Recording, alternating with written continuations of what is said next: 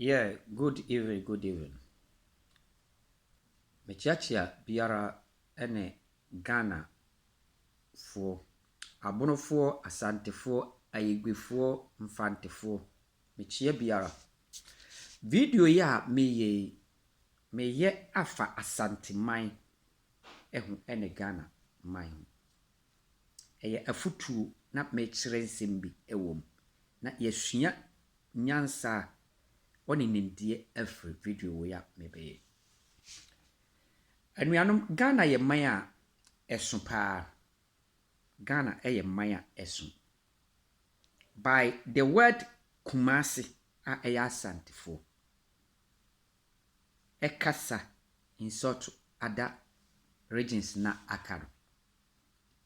Na ana mewre aho ama asantefo. Asena meka no. Asanteni bia ni se bunu ni ejim. Make us be at Remonde. Won't see a video ye pa. Abonofo. The whole Ghana. Only the whole Ghana. I edahon. Make us me abononi. And yes, set me abononi to my maker. Abonofo we are very intelligent. Ewo nyansa. Ewo humobro. Ewo to ema nipa. Na wiase ade a mahunu se nipa bia woti mama nipa no. Omo fi se wagin. Nipa bia woti ma. Uhunu nipa se okwa ahokyirem wokai nipa se semeboa ni bia no nipa frɛ se agin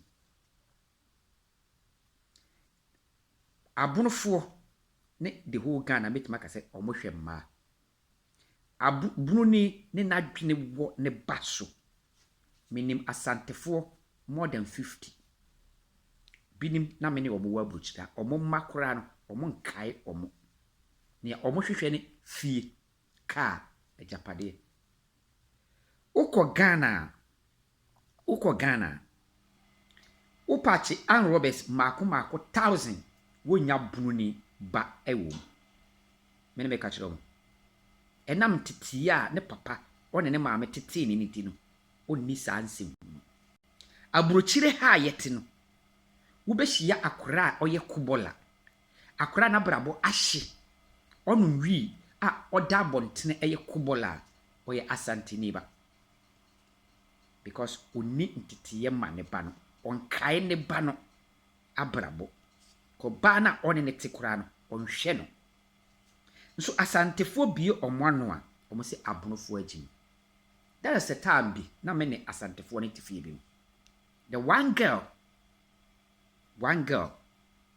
obie nano a mejina ho a me ni kranka na onni kata sujonu ne ore oye passport mejina obie na no abunofo de agim de na wohwe nipa de ono oka se abunofo agim na I am sorry humi sase sa nipa no na abunofo so ne opo mo aware a omudwoku no nipa ro de abunofo agim no wo pe bunu ni aware ama sa abunofo no bemfa wo nye hwe oni ti ma meka se aya mumie nchai abunofo agim mfantefo agim na meka se meko the deep of Asante region mo werebe ho mesrom me menye politics me ni tam hwe ball me hwe TV na oni mi bia ni me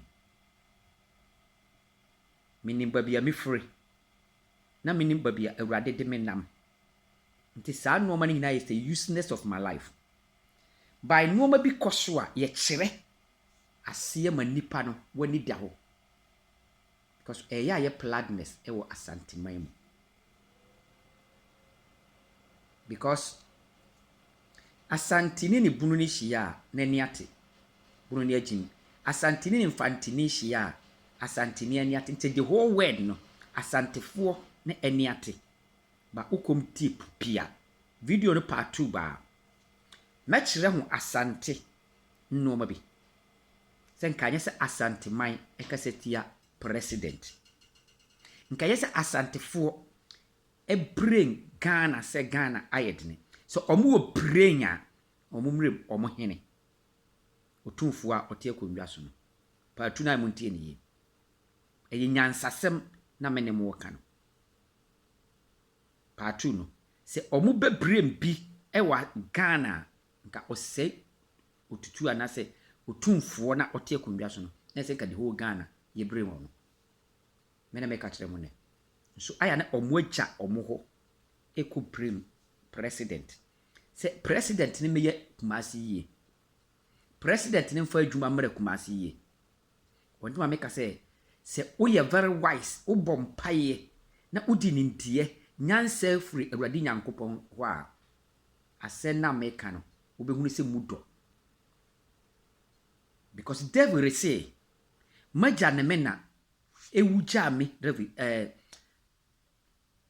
Solomon sika Solomon wasi magya ne me na ewu gya me sika me Solomon me firi sika mu because me wadamon wo bibibia by me bisa nyansa ne ntie afiri Awurade Nyankopɔn no na me de awuru me man no Solomon na ɔkasa nti sika na ɔpɛ no na ohia no na ohia nyansa ɔne ne ntie na ɔde awuru ne man no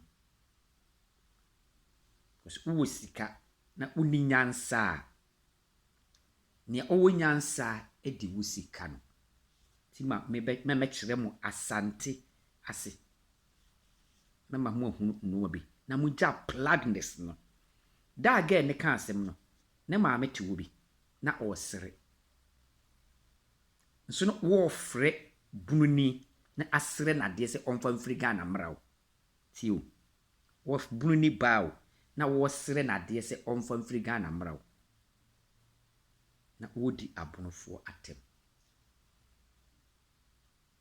me sorry meto aso part 2 amamo se da mo bedru part na aya mo ntie nsani yi adekro ntia me ka se ye wo blame ya yimre asante man e for Ghana ho na anye one ne betim president na nko se obeboa Kumasi me da wase se wo be follow me na watie nsema ebeba ewo a kyire no